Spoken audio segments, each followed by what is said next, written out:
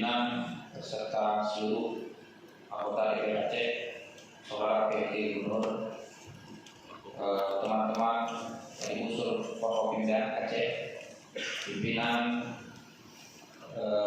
lembaga vertikal, Kepala BPKRI Provinsi Aceh, Bapak Auditor BPKRI yang barusan melakukan video conference dengan kita semua, Sekda, Sekwan, beserta staf, serta unsur kepala SKPA, Badan, dan juga organisasi kepemudaan, teman-teman media cetak dan elektronik yang berhadir.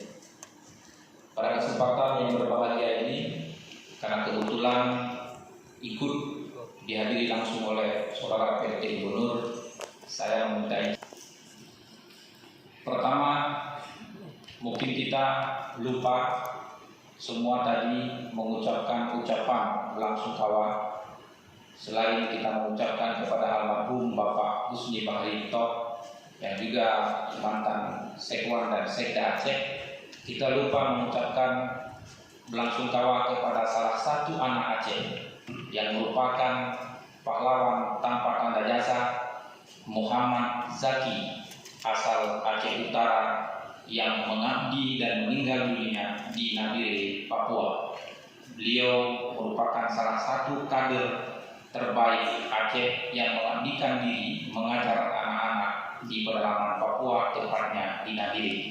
Karena itu saya memohon kepada saudara PLT Gubernur untuk memberikan penghargaan khusus atau piagam penghargaan khusus kepada keluarga Muhammad Zaki, dan juga beredar screenshot bahwa Zaki pernah berkomunikasi dengan temannya.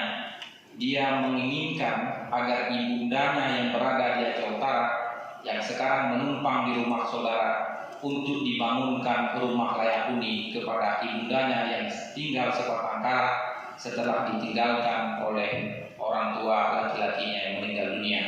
Itu harapan kita semua, dan saya berharap penghargaan itu diberikan oleh dan atas nama pemerintah Aceh.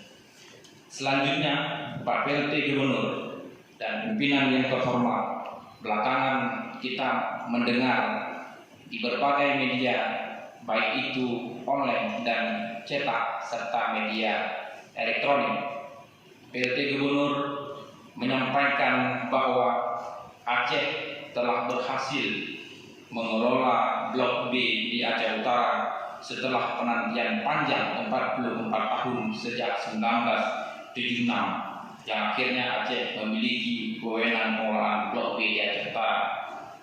Yang menjadi pertanyaan saya kemudian, kenapa klaim ini begitu berani disampaikan oleh seorang PLT Gubernur, atau ini hanya rilis yang disampaikan oleh Biro Humas Sekda Provinsi Aceh? Padahal kewenangan yang diatur secara regulasi oleh Undang-Undang Nomor 11 Tahun 2006 dan PP 23 Tahun 2015 itu bukan 40 tahun ke belakang, tetapi sejak 2006 Aceh baru diberi kewenangan untuk bisa mengelola blok eksploitasi minyak dan gas sendiri. Itu pun informasi yang disampaikan oleh pemerintah Aceh sangat bertolak belakang dengan apa yang disampaikan oleh Badan Pengelolaan Minyak dan Gas Aceh atau BPMA.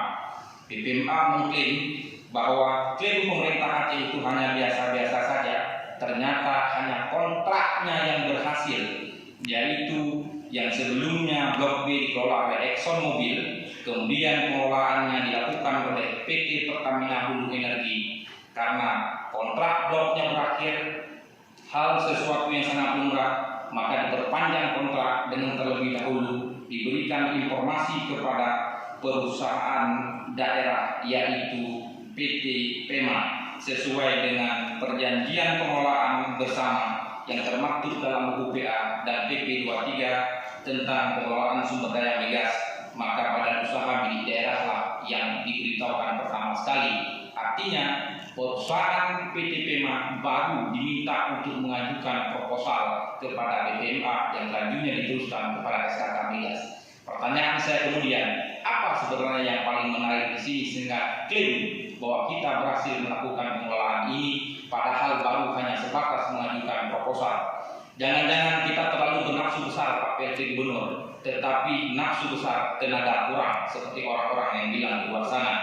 Seharusnya kita meminta kepada pemerintah Aceh untuk menekan, meminta perusahaan-perusahaan migas, perusahaan tambang, perusahaan perkebunan di Aceh menyampaikan audit secara menyeluruh. Berapa sebenarnya real dana CSR atau dana participating interest yang diatur secara undang-undang kepada masyarakat, lingkungan, dan juga kepada pemerintah daerah. Itu baru kita mengacungi jempol kepada pemerintah yang mampu menekan perusahaan-perusahaan yang melakukan eksploitasi minyak, perkebunan, dan pertambangan di Aceh. Demikian dari saya, mohon informasi dari Pak PLT Gubernur apa sebenarnya yang terjadi dan bagaimana duduk perkara yang terkait dengan Blok B ini. Terima kasih. Assalamualaikum warahmatullahi wabarakatuh.